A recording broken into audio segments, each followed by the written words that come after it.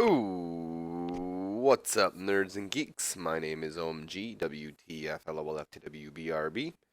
Welcome back to more Total Extreme Wrestling 2013. We are playing as the WWE in the year 2015, and we are booking the first SmackDown of the month of May.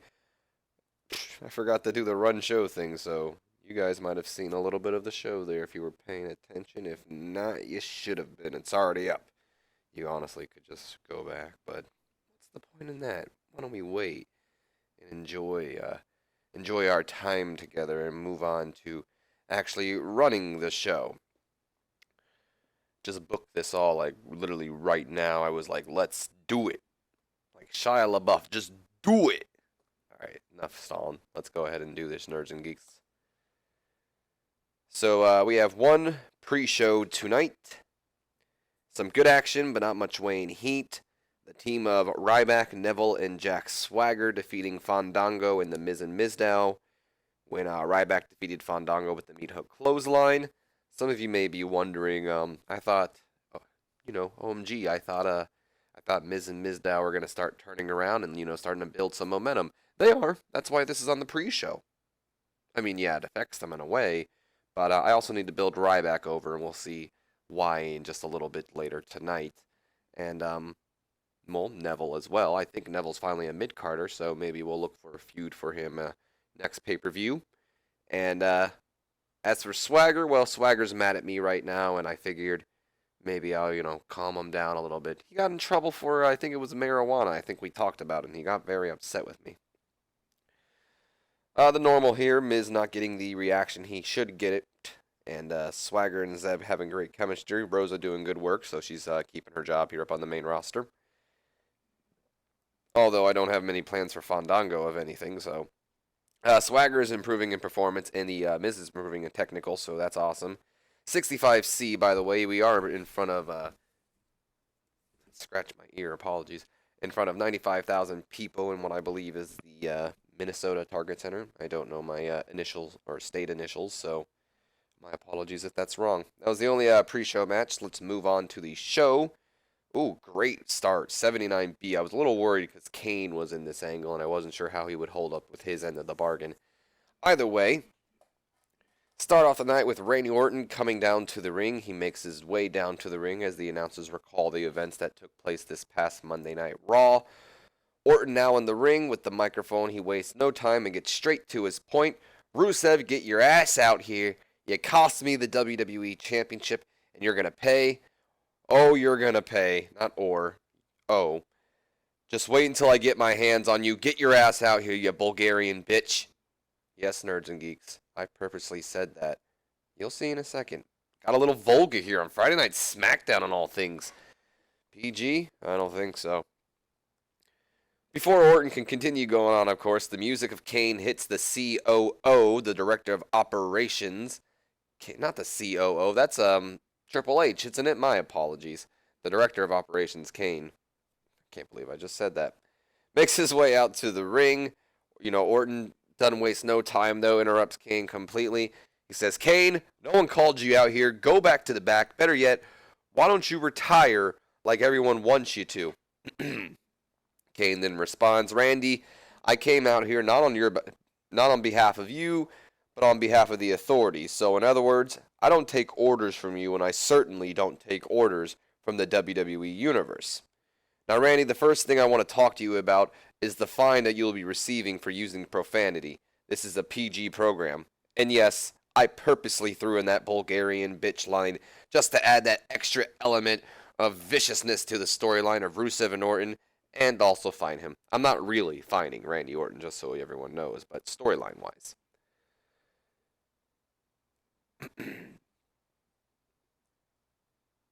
I didn't mean to say Rusev. That was supposed to be Kane. I put in Rusev there on accident. When you do like the money symbol, if anyone ever has wrote an angle, they would know what I'm talking about.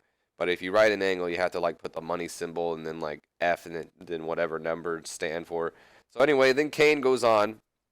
He talks about how, this past Monday was supposed to be a glorious night for the Authority, introducing yet another new member into, the Authority's ranks with Rusev, and they were going to, the crowning achievement where they were going to get rid of Randy Orton, Dean Ambrose, and Dolph Ziggler all at the same time, and then that vigilante Sting had to show up. And Kane, he has some steam he wants to blow off tonight, nerds and geeks. So he goes on, he says, well, Orton, how about I propose this to you? Since you want Rusev so bad, and since I want to get rid of Ambrose and Ziggler and you so bad, and since I was supposed to do that, or we were supposed to do that on Monday, how about we do that tonight? And how about I give you what you want? And how about tonight you team up with Dean Ambrose and Dolph Ziggler, and you take on me, Big Show, and Rusev in a 6-man tag match in the main event tonight. And of course, Orton says, you get you what you want, I get what I want. I don't care, book the match. Simple as that. Great start to the show. 79B. I'm very satisfied with that. No worker improvements, but I can take that. And the only thing that sucked is Orton got penalized for low morale. Orton, what are you doing with that low morale, buddy? I got to get that up. Then we have the announcers put over the fact that we will indeed see the match I just mentioned. And then they also mentioned tonight that we will also see the match that I advertised from Monday Night Raw. The WWE United States Champion John Cena teaming with the WWE Intercontinental Champion Daniel Bryan to take on Bad News Barrett and Sheamus. Yes. Then we go on to our opening bout of the night. It's a 59C. Some good action, but not much weighing heat. The Upper Cats defeating the Primetime Players in 7 minutes and 45 seconds when Cesaro defeated Titus O'Neil with the tag team maneuver with him and Tyson Kidd, the swing into the drop kick. Unfortunately here, Cesaro was off his game. Why is that, Cesaro? I have given you no reason to lack motivation here. I believe that's what the cause is. Whatever. I'll have to investigate that a little bit more. Good opening bout if you ask me, though. Cesaro is also improving in technical, so despite being off his game, he had a good night. Any reason here, by chance? Hey, Cesaro's got star quality.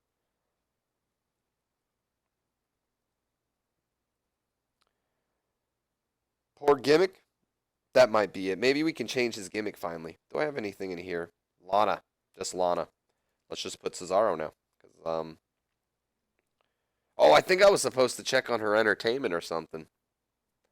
I didn't remember. Either way, after that, Cesaro and Kidd are celebrating before out comes Jimmy. Out comes Jay. Here comes the Usos.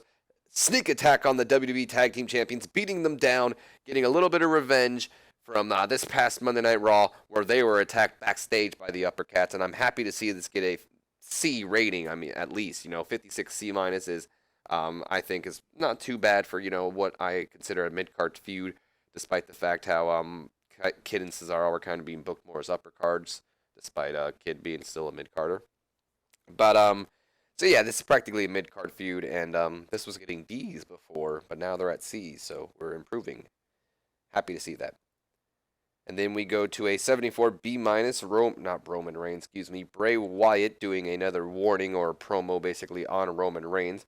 Of course, would have liked to seen this do better. I feel like Bray Wyatt may be horribly underrated on this mod. I'm not sure. I'm not going to improve anything. I'll work with it. But, yeah, whatever. So, Bray Wyatt sitting in his rocking chair. Oh, by the way, I put Luke and Eric on Menace this time, and I'm glad to see that that might have penalized it a little bit. We'll go and check the dirt sheet after that, but it didn't ruin it. This is still kind of around the same area we were at before, so I'm glad to see that both Harper and Rowan have some menace in there. Either way, getting to the angle here. So Wyatt sitting in his rocking chair. He's accompanied by, the Wyatt family. He's laughing. Roman Reigns, the apocalypse is almost here. He sits up in his chair. What are you going to do at Payback? Are you going to get your payback? No, Roman. All you're going to get is pain. Is destruction. You're going to feel pain that you've never felt before. And when you're begging me to stop, I will not show you mercy. Roman, I will strike you down and claim my kingdom. Because. So now I sound like Enzo Amore and Colin Cassidy. Because. Anyway. Because once the chosen one falls, then I will reign supreme. Kind of a little cocky there, He begins to laugh before whispering one final message, nerds and geeks, to the camera. Run, Roman Reigns. This is your last chance. So another warning from Bray Wyatt, getting a little more cryptic here. And then this says a music video, but it's just more like the announcers putting over that Bray Wyatt will be in action next. We go on to that match that gets a 52 D+. Doesn't matter, it wasn't supposed to do good. Extremely short match, Bray Wyatt defeating Adam Rose in 4 minutes and 49 seconds with the Sister Abigail. Just a quick little match to show Bray Wyatt's superiority. And his performance stood out to being good, so that's good. Oh, no! I forgot to check to see if that menace thing affected anything. I don't think it did, though. Any reason why this did bad, though? Interesting. We'll have to improve a lot of things for Adam Rose, which might not be happening, nerds and geeks, who knows. We then go to a 62C+. Bray just, of course, winning his match there. He then demands or, orders the Wyatt family pick up Adam Rose, and once they, lift him up on his shoulder, similar to what Harper did to Eric Rowan, they leave with Adam Rose. So, I'll leave that to speculation. Maybe this is just going to be a reoccurring theme with the Wyatt family. I don't know, nerds and geeks. I am satisfied to see this out of 62C, though. Then again, I didn't have Adam Rose rated, so he wouldn't have weighted down. Now that's smart thinking. Now here's a storyline that I kind of just came up with out of the blue because I needed something for Stardust, but I'm pretty intrigued by it. And it starts off with a 66C+, so that's not too bad considering that neither men really have a lot of momentum going on their side. So, as you'll see right here, it does say Stardust and Ryback. I'm not going to hide that fact from you. We'll even see it in the angle here. Stardust is in his Cosmo domain, air quotations intended right there, nerds and geeks, muttering what seems to be random nonsense before noticing the cameraman pulling up. Finally, I was wondering when you were going to get here. I know it's hard to find, but I have a message that I want the whole world to see, and someone very specific as well. You see, I've been wondering the Cosmos, trying to find an answer. Most people think I'm crazy, but I assure you that I know exactly what I'm looking for and what I'm doing.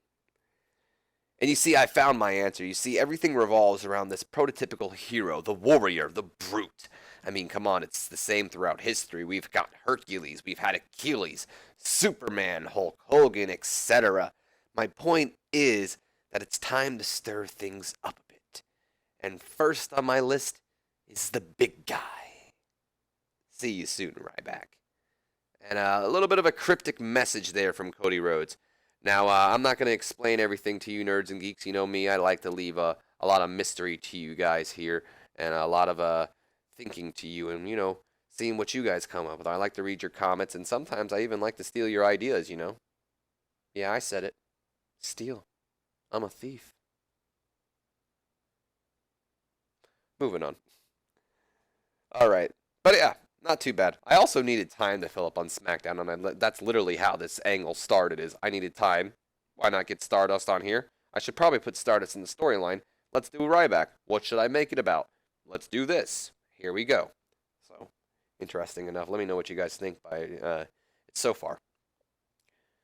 We then see AJ Lee in the ring about to compete here. Dave Scott, calm down. I love you, my man, by the way. I know we haven't talked in a while. We'll talk soon, I promise you.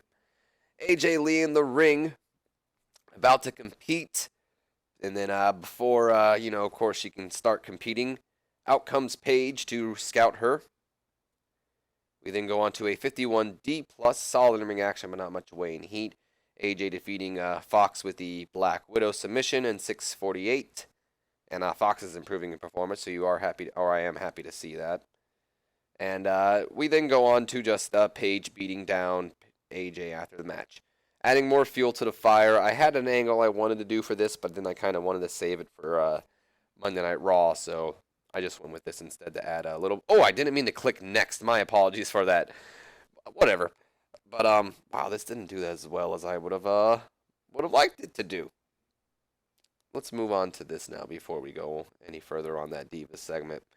So here we have just Cena and Bryan hyping up the upcoming tag match against Barrett and Sheamus. A part of me feels like this might be Barrett and Sheamus' fault. I don't know why this only did a 72B-. I have like two of my biggest stars in an angle here.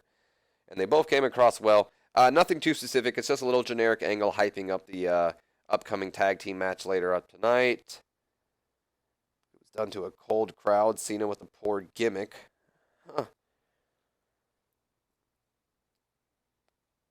Wow.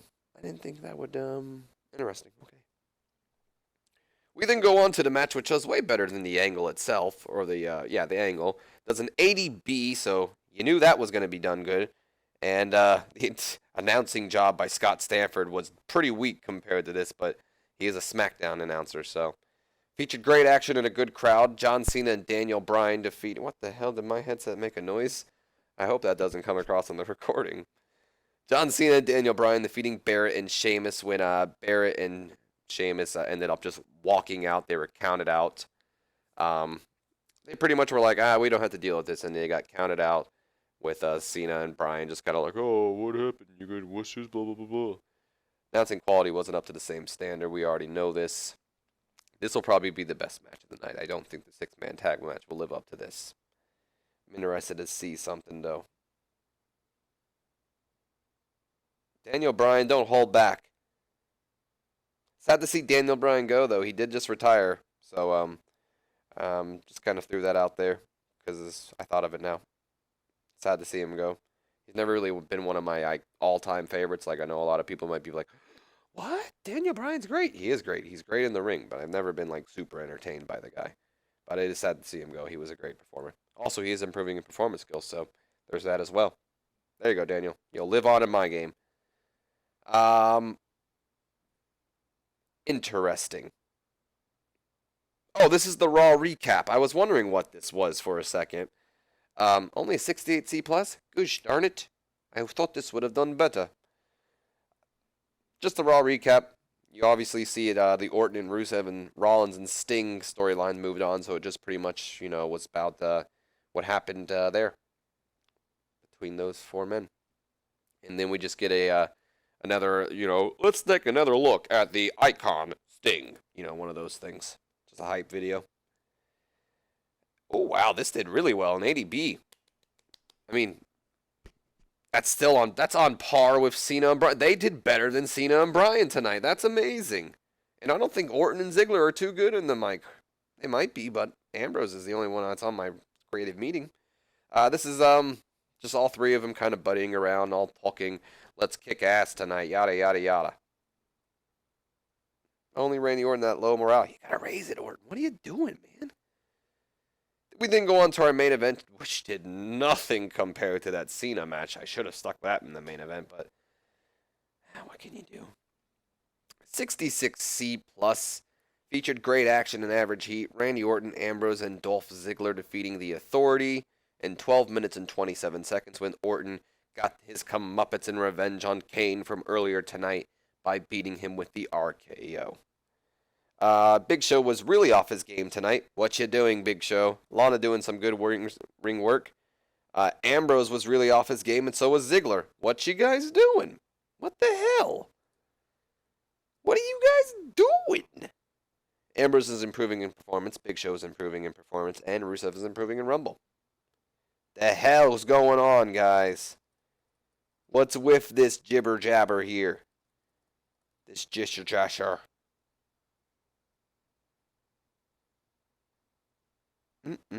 What does this mean, inconsistency? You are pissing me off. No. A 74B minus. I should have done Daniel, and I should have stuck with my gun, but I was like, no, the story makes sense. Blech. Sometimes the story doesn't matter, nerds and geeks. That's a lie. To me, the story always matters. Just so you know, nerds and geeks, I sacrifice almost anything for my story. 74B minus, increasing our popularity in 23, losing our popularity in our prominent areas, most likely America, maybe a little bit of areas in Canada. Blame Canada. Blame Canada. Hope I didn't offend my Canadian fans there for a second. I just love that South Park song. SmackDown got the top rating, so there's that. But then again, with, well, we did beat Dragon Gate, and I think they tend to beat us as well. What is this? Best technical wrestler. What? With Daniel Bryan alive? I don't think. Daniel Bryan's not dead. Still. But what's all this? Heath Slater's got some morale issues, so we'll have to use him now. Oh, that's right. Get out of here, Eva Marie. Orton's angry. He's furious at the booking of a match on Monday Night Raw. That's what it is. Also, we have some people available to work tomorrow. Too bad they're not available to work tonight because tonight's NXT. Blue pants. It's a very nice picture of her, though. Also, we're not going to keep her as that gimmick. I'm going to have to change that. Let's look at storylines real quick. Okay. I'm going to add some freaking bios here in a second, or descriptions. Not right now, of course, but excuse me for that. Oh, these are, I don't know. Okay. It was just a Raw recap. It'll do better. Alright. Not bad, I guess. We'll auto push real quick, and then we'll look at the creative meeting, seeing if anything's changed. I highly doubt it. By the way, where's Tyson Kidd at? Still a mid-carder. Orton might have overtaken Bryan, but I might have mentioned that last time. I don't know.